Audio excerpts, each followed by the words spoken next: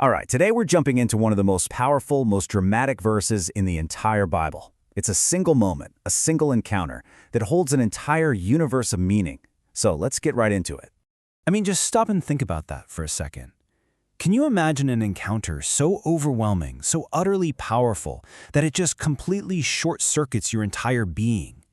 We're not talking about just being startled or seeing a ghost.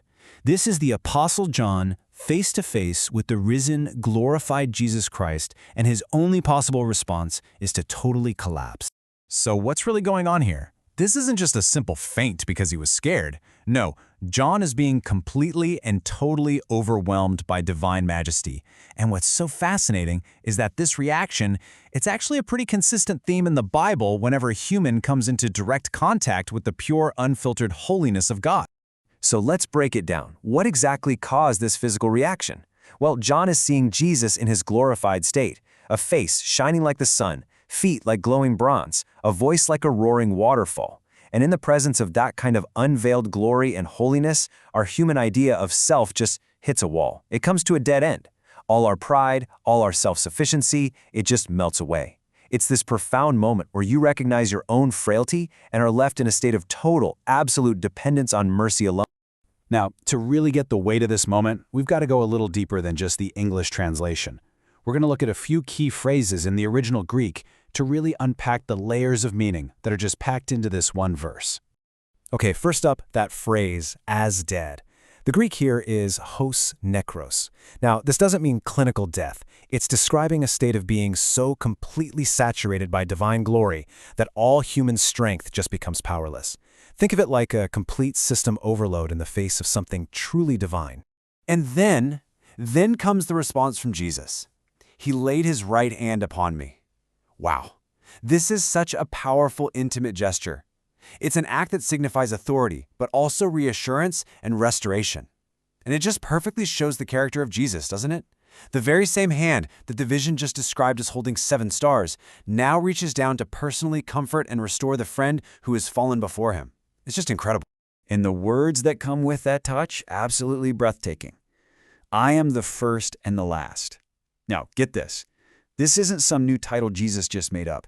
This is a direct claim to the identity of Yahweh, the eternal God of the Old Testament, pulled straight from the book of Isaiah. It's a declaration of complete and total sovereignty over everything, all of time, all of creation, from the very first spark to the final moment. Now, here is where it gets even more compelling. As unique and singular as John's vision feels, his reaction is actually not unique at all. He is in fact standing in a long, long line of prophets who went through something incredibly similar. His experience follows a very distinct, very old pattern.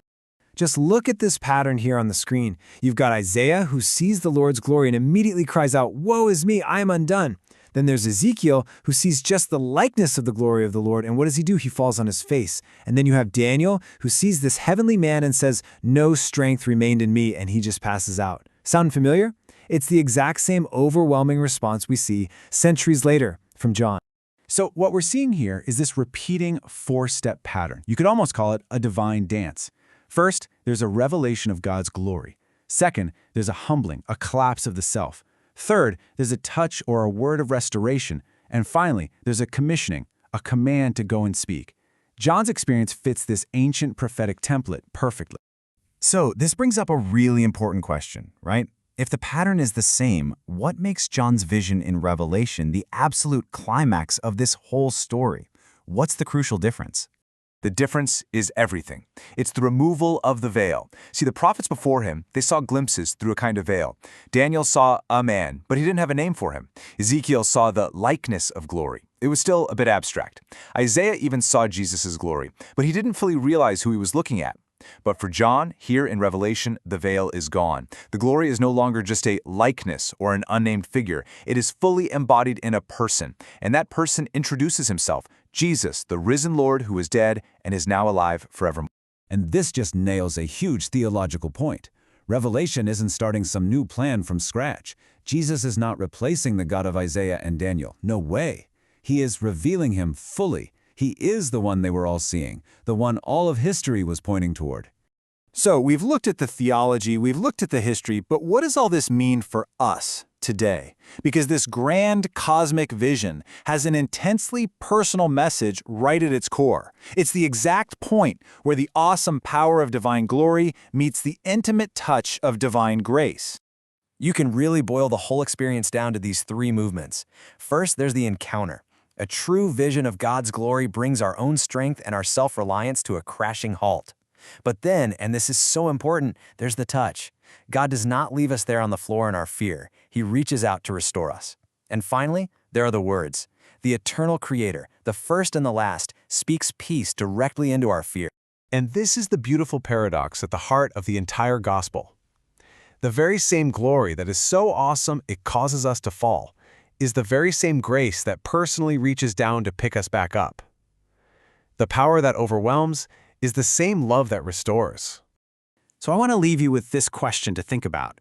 What does it really mean for you in your life right now that the one who is the beginning and the end of everything, the sovereign ruler over all of history and every detail of your life, looks at you and says, "Fear not"?